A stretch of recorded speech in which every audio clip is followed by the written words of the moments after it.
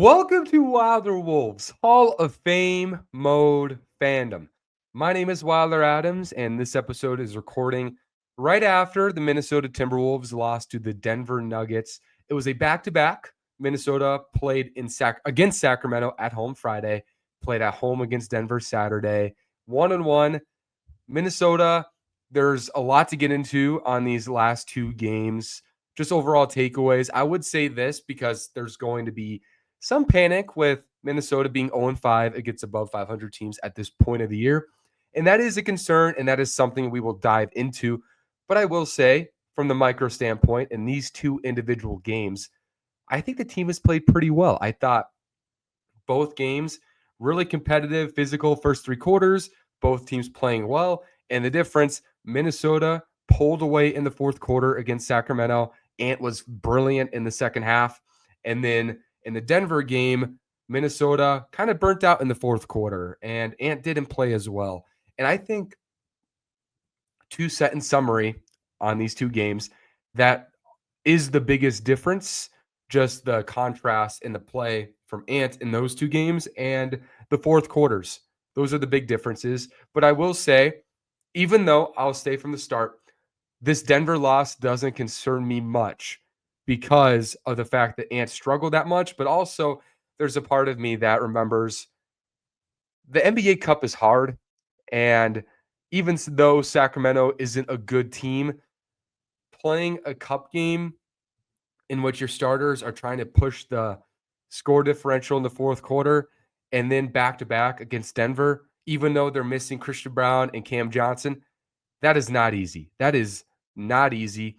So I will say that on I would say forgiving and empathetic perspective for the Timberwolves for this loss, I didn't think the team played badly against Denver. I thought the team, the start of the game, it was not a great start, right? They were down 17-5 to start the game.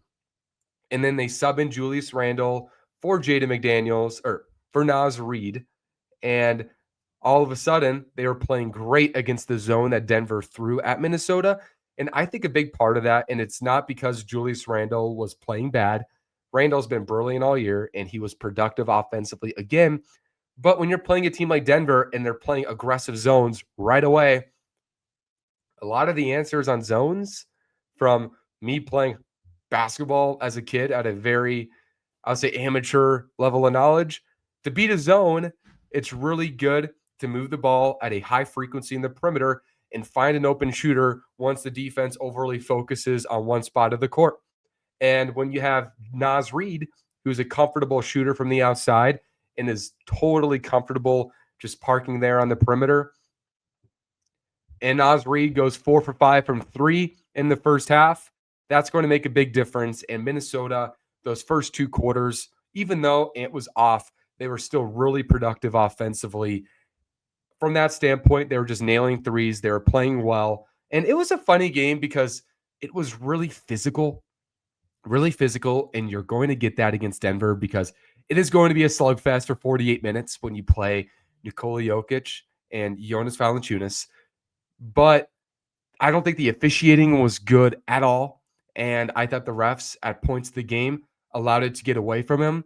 There were some technicals, there were some scuffles, and I see Denver fans on Twitter trying to call the Timberwolves a dirty team and all this nonsense. And it cracks me up because Jonas Valanciunas and Jokic spent 48 minutes flopping and elbowing.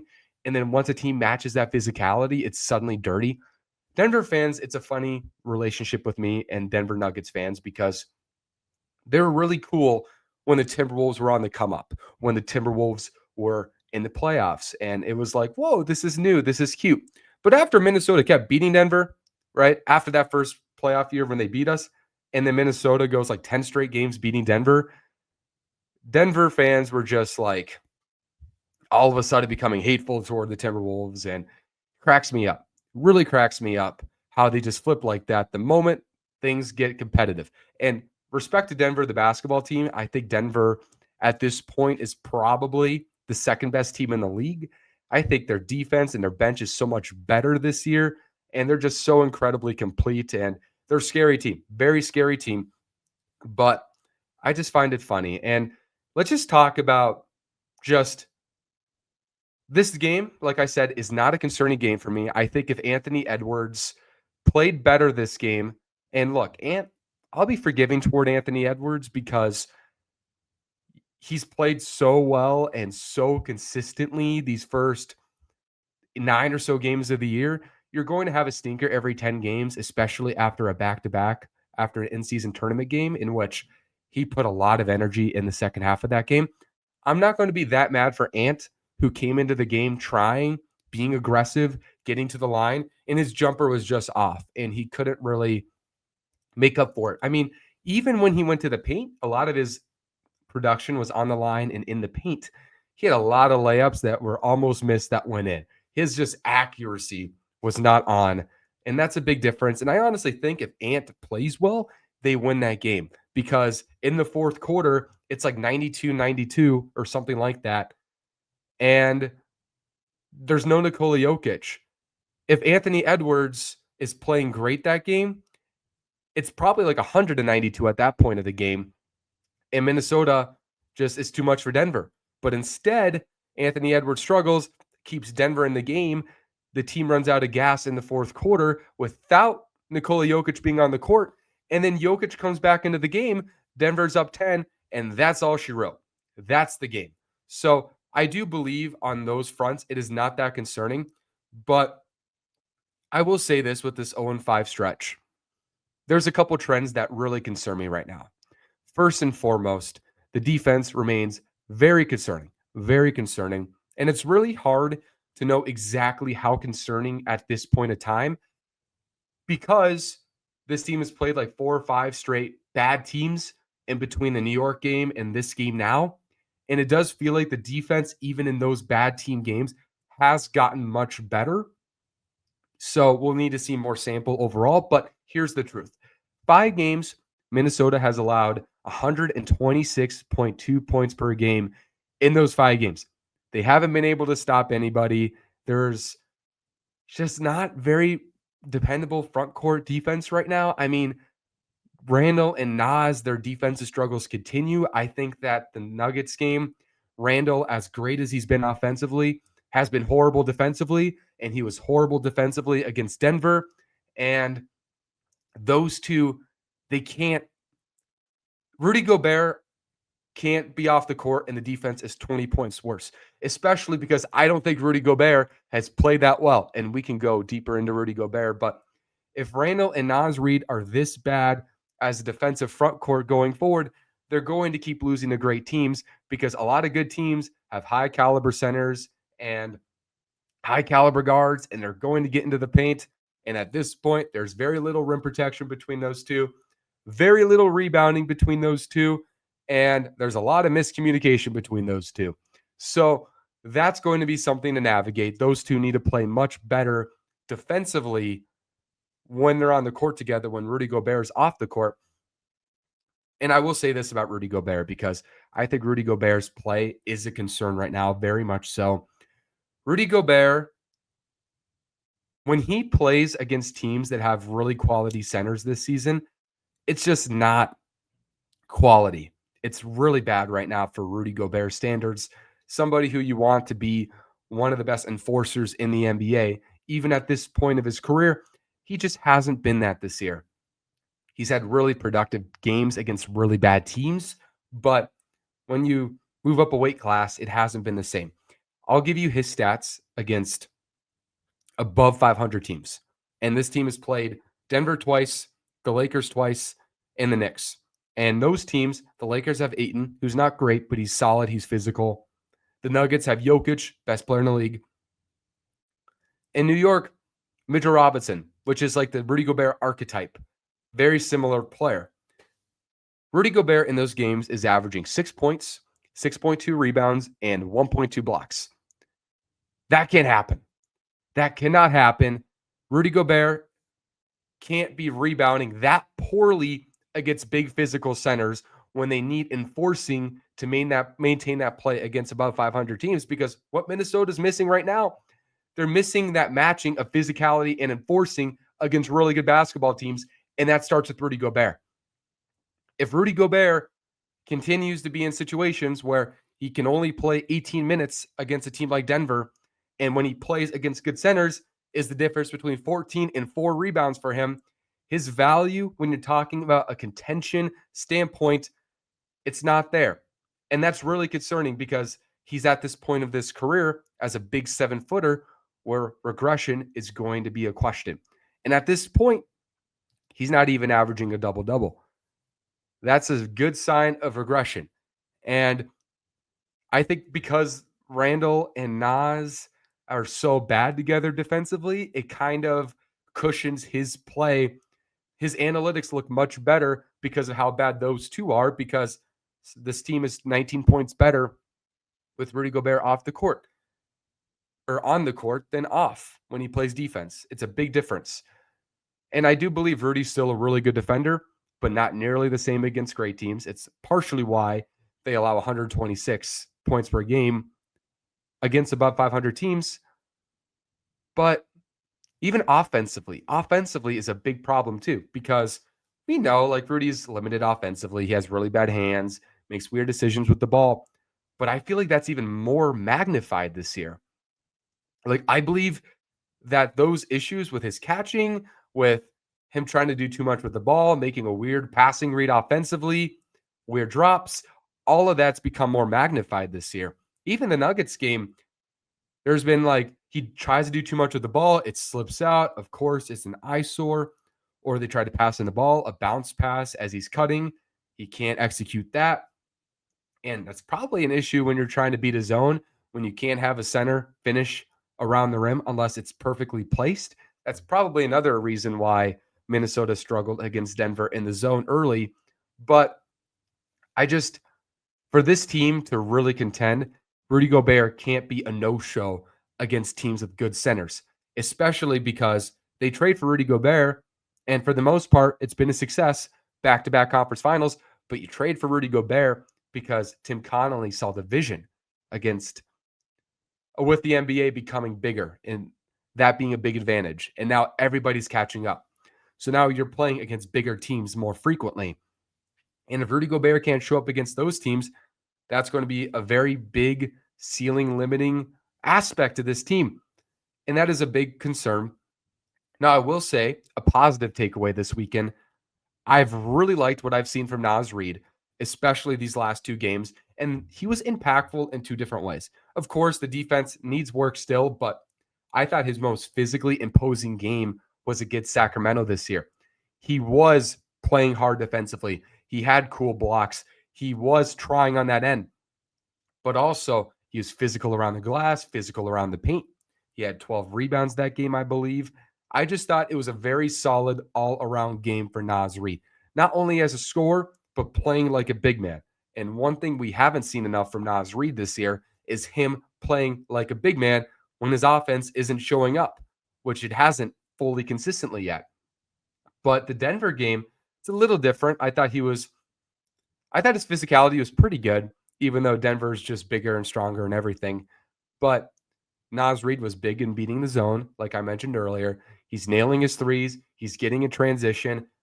Need more 19-point games from Nas Reid, because another big question with this team, especially against really good teams, it's becoming a really front-heavy roster right now. Because the defense needs work and because the bench hasn't been productive, it puts a lot of pressure on Anthony Edwards, Nas Reid, Julius Randle to be almost perfect offensively to win against really good teams, really good offenses. And that's really scary because right now you are getting everything from those 3. Jaden continues to be really good. Julius Randle, most consistent basketball of his career. Anthony Edwards, great basketball. Not a great game against Denver, but really, really, really good basketball. If those 2 slip up with this current reality with this team, they're going to keep losing these games because the defense hasn't been there. The bench hasn't been there. So a big part of that answer, if and when those players get into slumps, Nas Reid's a big part of that question. And if Nas Reid can continue playing better, upward trend, he's bankable 15 points per game. That's going to kind of ground this team in ways they really need. And also Mike Conley, he's, I think, a part of the bench thing, and I think he's played better lately. I think his defense, he's playing pretty good defensively. I think that the way he's leaning into just being a spot up shooter as a scorer, I think makes a big deal for this team for its floor spacing dynamics. And also, when Mike Conley tries to do too much off the dribble, he's not the same player anymore. So I think Mike Conley is figuring himself out, and that's a good sign. And of course, they need to see how Rob continues to develop. I think the lack of production is really, really concerning, and how Terrence Shannon returns. So that's another big part of this team against good teams. Their bench isn't the weapon that it needs to be at this point. But overall, like I said, I just gave kind of my landscape on the issues with this team right now, but I don't think it takes away from the fact that I think it's pretty good basketball this weekend. They're playing harder. I do think the defense is getting better, even though they gave up 123 against Denver and the analytics still don't look good. I'm not fully done on this defense. I still think Randall and Nas have room to improve on that end. And I think we need to see a bigger sample size against good teams at this point to really know if this is going to be a solidified problem all year. But there are definitely red flags that need to be figured out. And I think some of them are fixable. I'm not worried about Anthony Edwards. If Ant plays well, they probably beat Denver. So I think that's something to be considerate of. And thought they played against the Kings very well. So overall, I think it's a solid weekend. I think there's a lot of questions that can be figured out. But at this point, 8-5. They've taken care of the cupcakes, which is a big deal for this team. Now, the way I want to end this show is I would love to react to what you guys are saying about the game. So I asked on Twitter just what's your biggest takeaway from these last two home games? And I got a few good responses, and I would like to highlight them to close the show. So Ball Lives in Us says, can't call yourself a contender when you have a record of 0-5 against good teams. Can't have that energy, not on this team. And I will say this, I do think it's a big deal that this team is beating bad teams. Like, this is more meaningful than most teams in the NBA because for years, the DNA in this team is, oh my gosh, they could beat anybody, but they can also lose to anybody. Beat the Thunder, beat the Nuggets, and then just lay an egg against the Charlotte Hornets or lay an egg against the Utah Jazz. That's progress. And I don't think that should be ignored with this team. But like you said, like, you have to beat the good teams, especially when you make back-to-back conference finals and you are kind of comparing yourself against the upper weight class now. So I think a lot of the fundamentals of this team will need to get better to really match up against some of those better teams in the NBA. It can't just be an Ant, Julius, Jaden offensive show and trying to outscore the other teams. You need more help offensively. You also need more help defensively. Of course, I was critical of Rudy Gobert this episode, but he's near the bottom of the problem defensively. He's still a great rim protector, and he's still being a very positive defensive player. So we need to find the defense and a lot of other players, while we can also still be critical of a Rudy Gobert for his steep decline in production against good teams. Now, the next one, Ashley makes two comments.